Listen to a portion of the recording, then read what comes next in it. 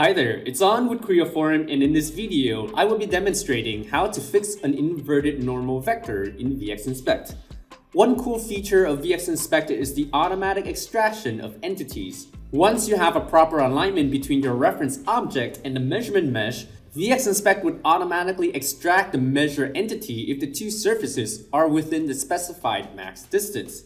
Here I have a scan of a landing gear, and I had already gone ahead and created a surface best fits alignment. When creating a new entity, I can just pick on the nominal surface and the measured value would populate after it's done computing.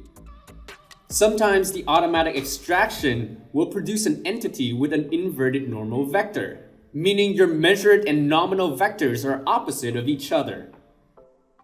Typically, this is not a noticeable issue because other dimensions such as the diameter are still valid.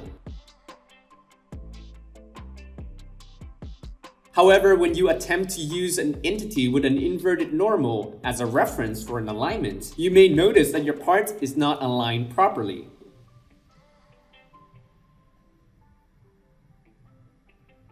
To fix this, you need to search through and identify which entity contains the inverted normal and flip either the nominal or the measure value.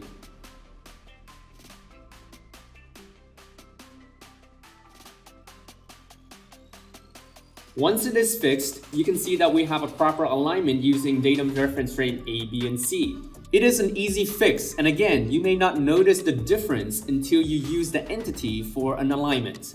That's it for this video. Thanks for watching, and if you find this helpful, please remember to like and subscribe for future videos.